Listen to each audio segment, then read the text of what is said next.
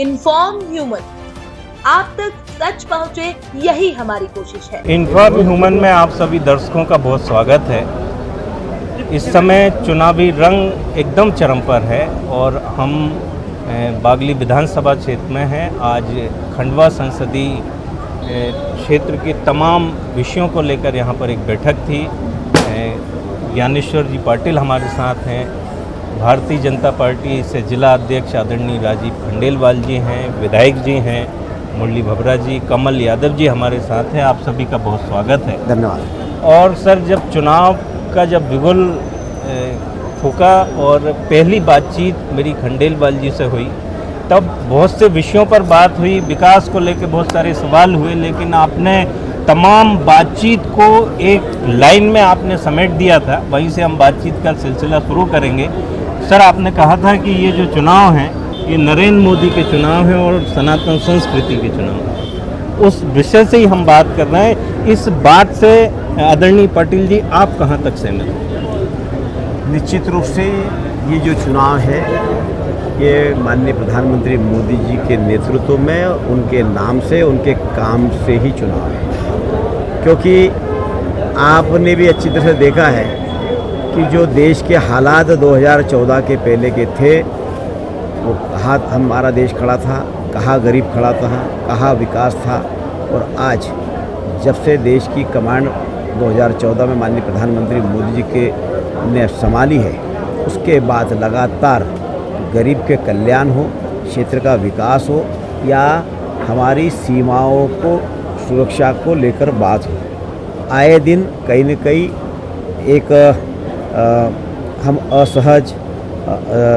डर, ये सारी स्थितियाँ हमारे देश के नागरिकों के मन में कहीं न कहीं बनी रहती थी कि आज कहाँ बम फूटेगा, कल कहाँ बम फूटेगा, और देश के अंदर सब दूर जो है कि आज कहाँ भ्रष्टाचार की खबर आएगी। रोज़ाना कहीं न कहीं इतने लाख करोड़ का घोटाला यहाँ हुआ, उसमें कॉमनवेल्थ पे घोटाला हुआ, तो कभी 2G में हुआ, तो कभी नरेगा में हुआ, तो कभी किसान लोग का कर्जे में माफ़ी में हुआ। तो आए दिन कहीं न कहीं हमको भ्रष्टाचार के मामले सुनने को मिलते थे और इससे कहीं न कहीं देश लज्जित होता था। लोगों के मन में ये भाव होता था कि हम हमारी कमाई का पैसा सरकार को देते हैं और इस तरह की सरकार की जिम्मेदारी जिनके हाथ में है वो लोग इस तरह का भ्रष्टाचार करते हैं। तो कहीं न कहीं एक असुरक्षा का भाव लोगों के मन में था और उस भाव को दूर करने का काम हमारे देश के प्रधानमंत्री मोदी जी 2014 में सरकार संभालने के बाद सारी स्थितियां आप लोगों के सामने हैं। आज गरीब के कल्याण के लिए योजना बन रही है, आज क्षेत्र के विकास के लिए योजना बन रही है। जहां पर कभी बिजली नहीं पहुंची थी वहां भी आज लगभग इस 10 वर्षों के कार्यकाल में माननीय प्रधानमंत्री मोदी ने 19,000 से अधिक गाँव में बिजली पहुँचाने का काम किया है। जहाँ पर क्योंकि आजकल सारा इंटरनेट का ज़माना हो गया है और हर व्यक्ति मोबाइल पर ही अपनी पूरी देश दुनिया की खबरें पूरी मोबाइल में एक मुट्ठी में पूरी दुनिया को कर लिया है। लेकिन जो हमारे जनजातीय समुदाय के लोग हैं उनके बच्चों के भी मन में कहीं न कहीं होता है कि हम भी इंटरनेट चलाएं, हम भी लैपटॉप चलाएं, हम भी टीवी देखें। तो वो सारी परिस्थितियों को आज बदलने का काम हमारे प्रधानमंत्री मोदी ने किया है। गांव में बिजली पहुंचाने का काम किया है, गांव तक के दूर दराज के क्षेत्र में मोबाइल के टावर खड़े करने का काम किया है। अभी भी आप बागली विधानसभा की बात करें तो 21 मोबाइल के टावर हमारे प्रधानमंत्री मोदी जी ने मेरे आग्रह पर सुपुर्द करके दिए। इसके काम लगभग कंप्लीट हो गए। कोई मशीनों का उसमें जैसी आ जाएगी तो उसमें भी गांव के लोगों को भी इंटरनेट की सुविधाएं मिलना शुरू होगी। जहां पर कभी वोल्टेज कम आते थे वहां पर ग्रिड बनने के बाद में वहां पर वोल्टेज की भी समस्या का समाधान होगा। जहां पर कभी कोई सोच नहीं सकता था सड़क का, वहां पर सड़क पहुंचाने का काम प्रधानमंत्री मोदी जी के नेतृत्व में हुआ है। जहां हमारे माता और बहनों को पानी के लिए नल पर या कुएं पर जाकर गर्मी के दिनों में 2-2, 3-3 किलोमीटर भटकना पड़ता था, आज प्रधानमंत्री मोदी जी के नेतृत्व में गांव-गांव में पानी की टंकी और गांव-गांव में पाइपलाइन से घर में नल और उसमें शुद्ध जल देने का काम हमारे प्रधानमंत्री मोदी। जो गरीब सपना देखता था कि कभी हमारा भी पक्की छत का मकान होगा क्या, उस गरीब के सर पर पक्की छत का मकान देने का काम हमारे प्रधानमंत्री मोदी जी ने किया है। उस गरीब के इलाज की चिंता यदि किसी ने की है तो भारतीय जनता पार्टी की सरकार, मोदी जी की सरकार ने किया है। और नहीं तो हमने देखा है कि इलाज के अभाव में कई लोग बेचारे खटिया पर दम तोड़ देते हॉस्पिटल में, क्योंकि उनके पास इतना पैसा नहीं होता था कि वो अपना इलाज कर सके। उनके सामने 2 वक्त की रोटी की चिंता होती थी कि हमारा पेट पाले या इलाज करें। लेकिन आज हमारे प्रधानमंत्री मोदी जी ने गरीब के पेट की भी चिंता कर रहे हैं, निःशुल्क अनाज देकर उसके पेट की भी चिंता कर रहे हैं, उसके स्वास्थ्य की भी चिंता कर रहे हैं, गरीब के बेटे की शिक्षा की भी चिंता कर रहे हैं। स्कूल में जाता है तो मध्याह्न भोजन से लेकर कॉपी किताब से लेकर स्कूल ड्रेस से लेकर, तो बच्चा पढ़ने में होशियार हायर एजुकेशन करता है तो उसको स्कूटी भी दे रहे हैं, उसको लैपटॉप भी दे रहे हैं। तो शिक्षा की भी चिंता सरकार कर रही है, स्वास्थ्य की भी चिंता सरकार कर रही है, पक्के छत के मकान की भी चिंता सरकार कर रही है, उसको रोजगार की चिंता भी सरकार कर रही है, किसान के खेत तक पानी पहुंचाने की चिंता भारतीय जनता पार्टी की सरकार कर रही है, उसकी उपज का सही दाम देने की चिंता सरकार कर रही है। तो ऐसे अनेक गरीबों के कल्याण के काम हमारी सरकार के द्वारा किया गया है।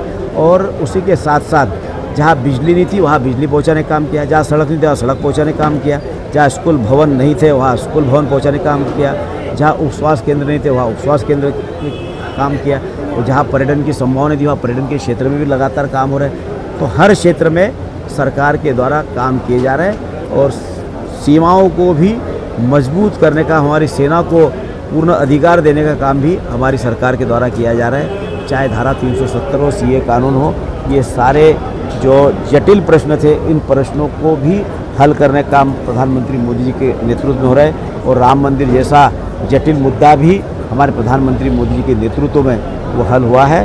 तो हमको निश्चित रूप से गर्व है कि ऐसे प्रधानमंत्री मोदी जी का नेतृत्व हमको मिला है और उनके मार्गदर्शन में काम करने का अवसर हम सबको मिला है। तो ये जो आपने खंडेलवाल साहब ने मुझसे कहा था, इसका आपने विस्तार से एक वर्णन किया। व्यक्तिगत आपके व्यक्तित्व की यदि समीक्षा की जाए तो छात्र राजनीति से आप सक्रिय हुए, आपने तब भी कई सारे आंदोलन किए, आप पेशे से कृषि क्षेत्र से जुड़े रहे। कहीं मैं पढ़ता हूँ कि आपके भी कुछ सामाजिक क्षेत्र में बहुत सारे सपने थे, ख्वाब थे, लेकिन वो समय के साथ आपकी भी एक प्रोटोकॉल रहा।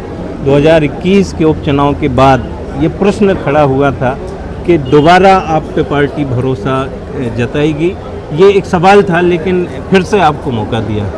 देखिए, मैं सबसे पहले तो धन्यवाद देना चाहता हूँ क्षेत्र की जनता को। जी, इस क्षेत्र की जनता ने आशीर्वाद मुझे दिया है और हमारे शीर्ष नेतृत्व को भी बहुत बहुत धन्यवाद देता हूँ कि मुझ जैसे एक छोटे से कार्यकर्ता पर लोकसभा के उपचुनाव में विश्वास किया।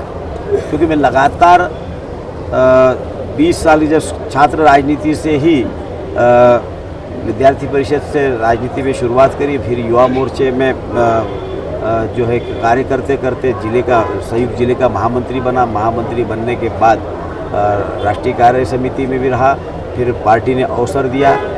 विपरीत परिस्थितियों में मुझे जिला परिषद का अध्यक्ष का जो है कि जिम्मेदारी हमारे क्षेत्र की जनता ने और हमारे कार्यकर्ताओं ने और हमारे पार्टी नेतृत्व ने मुझे जिला परिषद का अध्यक्ष बनाया और उस में काम करने का जो अवसर मिला, और पानी रोको हो या वृक्षारोपण हो, इस दिशा में मैंने महत्वपूर्ण काम किया। और उस कामों को देखने के लिए उस समय तत्कालीन महामहिम राष्ट्रपति अब्दुल कलाम साहब भी उन कार्यों को देखने के लिए आए थे। और जैविक खेती को बढ़ावा देने के लिए जो आज प्रधानमंत्री मोदी जी जिस बात को वो जोर दे रहे हैं, उस काम को मैंने 2000 में ही शुरुआत कर दिया था। जल रोको, वृक्षारोपण और जैविक खेती के ऊपर भी मेरे जिला पंचायत अध्यक्ष रहते हुए, बोले उस समय कांग्रेस की सरकार थी, लेकिन हमने उस समय भी एक बड़ा सेमिनार वहाँ किया था और एक बड़ी गोष्ठी करके देश विदेश के साइंटिस्ट भी वहाँ पर आए थे। पूरे प्रदेश भर के भी बहुत सारे किसान जो जैविक खेती को बढ़ावा देते हैं, जैविक खेती अपनाते हैं, ऐसे किसान लोग का भी 3 दिन का हमने वहाँ पर वर्ग लगाया था। और उसके बाद वृक्षारोपण पे भी आज आपको देखने को मिलेगा कि कई हमने 10-10 हज़ार पौधे लगाए और आज भी वो एक जंगल का रूप ले लिया।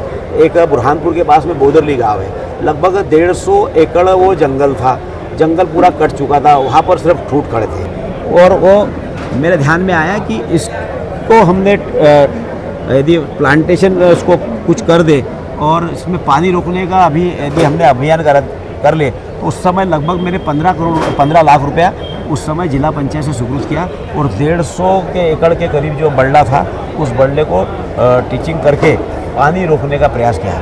और उसका परिणाम आज ये है कि वहाँ पर लगभग 150 एकड़ में पूरा जंगल आपको आज खड़ा दिखाई देगा। तो ऐसे उल्लेखनीय काम किए। और उसके बाद में फिर बुरहानपुर जिला अलग बना। जिला परिषद के अंदर हमारे बुरहानपुर ज़िले की जनता ने क्योंकि महिला जिला परिषद का अध्यक्ष हो गया तो मेरी श्रीमती जी को 5 साल वहाँ की जनता ने आशीर्वाद दिया। लगातार क्षेत्र की जनता की समस्याओं का समाधान करने का अपने से भरपूर प्रयास करते रहा। पार्टी नेतृत्व ने फिर मुझे पंचायती राज प्रकोष्ठ में भी प्रदेश का महामंत्री बनाया, किसान मोर्चे में प्रदेश का उपाध्यक्ष बनाया। और लगातार जो दायित्व मुझे पार्टी ने दिया उस दायित्व को मैंने ईमानदारी से उसका निर्वहन किया। और बुरहानपुर में पावरलूम फेडरेशन है, उस पावरलूम फेडरेशन में बुनकरों की सोसाइटी होती है, उसमें वहाँ के बुनकरों ने मुझे सोसाइटी का अध्यक्ष बनाकर पावरलूम फेडरेशन का अध्यक्ष बनाया। उसमें भी हमने जो नुकसान में हमारी संस्था थी उस नुकसान वाली संस्था को भी हमने प्रॉफिट में लाने का काम किया और आज उसमें बुनकरों के हित में काम हो रहा है। और उसके साथ साथ फिर मैंने तो कभी सोचा नहीं था कि मुझे इतना बड़ी जिम्मेदारी पार्टी देगी। मैं तो मेरा विधानसभा का सपना था कि मैं विधानसभा का चुनाव लड़ूंगा, लेकिन कहीं न कहीं मेरे कार्य को देखते हुए मेरे निष्ठा को मानते हुए हमारे माननीय उस समय तत्कालीन मुख्यमंत्री शिवराज सिंह चौहान जी और हमारे प्रदेश के अध्यक्ष माननीय वी डी शर्मा जी और हमारे संगठन मंत्री माननीय उस समय सुहास जी भाई साहब और अपने हितानंद जी भाई साहब ने कहीं न कहीं मुझ जैसे एक छोटे से कार्यकर्ता पर जो विश्वास किया। और 2021 में उपचुनाव क्योंकि स्वर्गीय नेता नंदू भैया के मार्गदर्शन में मैंने लगातार काम किया और उनके नेतृत्व में उन्होंने जो जिम्मेदारी मुझको देते थे उस जिम्मेदारी का पूरी ईमानदारी से निर्वहन करते हुए रिजल्ट देने का मैंने हमेशा काम किया। और जहाँ पर कठिन परिस्थिति उस कठिन परिस्थिति में नंदू भैया वो जिम्मेदारी मुझे देते थे और उसको एक पक्ष में लाने का काम मेरे द्वारा होता था। और कहीं न कहीं कार्यकर्ताओं में लगातार सक्रियता बना कर रखी, जनता के बीच में लगातार जाते रहा।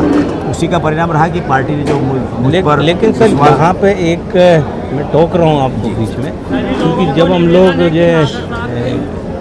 लोगों का जब सर्वे हुआ हमारे चैनल की टीम से पहुँची, आपका क्षेत्र निश्चित तौर से बड़ा है, 8 विधानसभा, लेकिन बागली विधानसभा में आपके ही विधायक हैं मुरली भोत्रा जी, ऊर्जावान है, उनकी ऊर्जा दिखाई दे रही। कमल यादव जी का जो नेतृत्व है वो आपके लिए कई सारे माहौल लेके क्षेत्र में पहुंच रहे हैं, लेकिन क्षेत्र से एक बात निकल के आती है कि बागली विधानसभा संसदीय क्षेत्र के मामले में कहीं ना कहीं उपेक्षा की शिकार हुई है। आपको ऐसा लगता है? नहीं, ऐसा नहीं है। देखिए क्या होता है कि जैसे मुझे ही अभी मात्र 2.5 साल का कार्यकाल मिला है जी, और मेरे 2.5 साल के कार्यकाल में यदि पूरा आप हिसाब लेंगे तो कम से कम मेरे बागली विधानसभा में मैंने कम से कम 15 दिन यहाँ पर दिए होंगे। मैं मानता हूँ कि और ज़्यादा देना थे, लेकिन क्योंकि क्षेत्र इतना बड़ा है, क्षेत्र बड़ा होने के साथ साथ उनको विकास के काम को भी कहीं न कहीं प्राथमिकता देना था। और दिल्ली में सत्र के दौरान पहले तो आप साइन कर दो, जाओ तो ठीक है, नहीं जाओ तो ठीक है, लेकिन आज यदि सत्र चलता है तो रोज़ की मॉनिटरिंग होती है। सत्र के दौरान हम दिल्ली नहीं छोड़ सकते और सत्र भी देखना है, क्षेत्र भी देखना है। लेकिन आने वाले समय में निश्चित रूप से बागली विधानसभा में मेरे प्रवास ज़्यादा हो गए और किसी प्रकार की यहाँ पर विकास की कोई संभावना बाकी नहीं छोड़ी। देखिए कि मैं तो ये कहूँगा कि यदि मेरे उपचुनाव शायद नहीं होते तो हाटपिपला उद्वहन सिंचाई जो आज स्वीकृत हो गई है वो शायद अभी भी होती या नहीं होती, क्योंकि जनता ने जो दबाव बनाया और उस दबाव को ध्यान में रखते हुए हमारे तत्कालीन मुख्यमंत्री माननीय शिवराज सिंह चौहान जी पर मैं और हमारे पूर्व विधायक जी पहाड़ सिंह जी और हमारे जिलाध्यक्ष जी हम बार बार जाकर कि हमने वादा किया है, आपने भी वादा किया है, तो ये चुनाव के पहले ये समस्या का समाधान होना चाहिए। और हमने लोग बार बार जाकर प्रेशर करके आग्रह करके माननीय उस समय तत्कालीन मुख्यमंत्री शिवराज सिंह चौहान जी ने हाटपिपला उद्वहन सिंचाई को स्वीकृत दिया, उसके टेंडर भी हो गए, उसका काम भी शुरू हो गया है। तो जहाँ पर भी क्षेत्र की जनता विकास को लेकर जो हमारे सामने बात रखी है उस बात को हमने बाकायदा चाहे प्रदेश की सरकार हो चाहे केंद्र की सरकार हो वहाँ जाकर उसका आग्रह करके उन कामों को स्वीकृत कराने का हमारी तरफ से भरपूर प्रयास किया है। और आज हम सब विधायक जी और हम लोग भी और जो यहाँ की जो समस्या है उन समस्याओं को समय रहते हुए ही उसका निराकरण करेंगे और क्षेत्र की जनता के लिए हर एक समस्या का समाधान करेंगे। एक और प्रश्न है, हमारे आपके ही सरपंच हैं नाथू सिंह जी, और बतौर मीडिया हम लोग आपस में डिस्कस करते रहते हैं, मुआवजे को लेकर कोई इशू आ रहा था कि इस क्षेत्र के किसानों को कम मुआवजा मिल रहा है। देखिए, मुआवजे को लेकर जो रेलवे में ज़मीन जो अधिग्रहण हो रही है उस ज़मीन का मुआवजे को लेकर मैंने अभी एसडीएम से भी बात करी है। कुछ लोगों का मुआवजा बनकर तैयार खड़ा है, लेकिन कुछ लोगों की आपत्ति के कारण वो कहीं न कहीं उसमें डिस्ट्रीब्यूट नहीं हो पाए।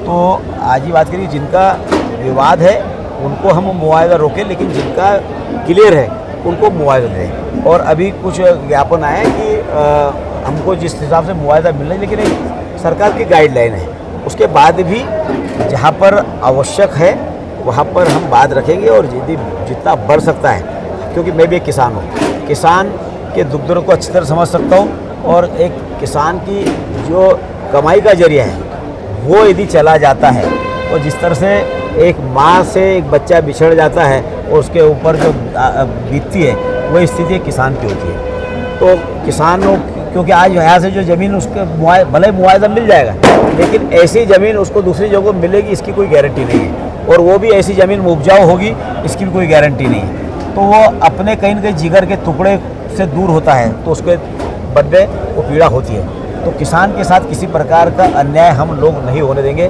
किसान को अधिक से अधिक मुआवजा मिले, इस दिशा में हम काम कर रहे हैं।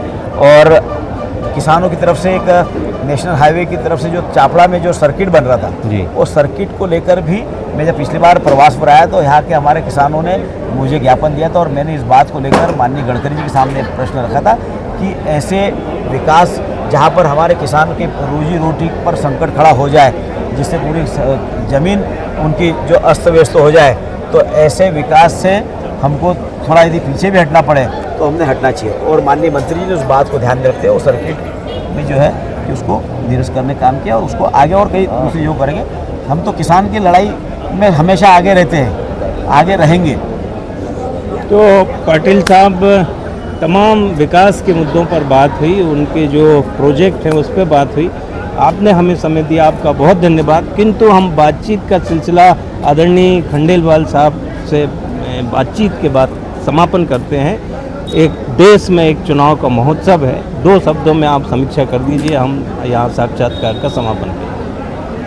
2014 के बाद आदरणीय नरेंद्र मोदी जी के कामों के आधार पर जनता का जो मान और सम्मान बढ़ा है, और जो हमारी संस्कृति को आगे आने वाली पीढ़ी को एक हिंदू राष्ट्र की संस्कृति से साक्षात्कार कराने का काम यशस्वी प्रधानमंत्री जी ने किया है। मैं तो यही कहूँगा कि ये चुनाव नरेंद्र मोदी जी के 10 साल के कामों के आधार को मूलभूत जनता के बीच में ठीक ढंग से पहुँचने का उनका परिणाम के आधार पर उनको इस यज्ञ रूपी आहुति देकर प्रचंड बहुमत से लोकसभा में जिताएंगे, और जो 400 पार का नारा है वो एनडीए पूरा करेगा। आप सभी का बहुत धन्यवाद।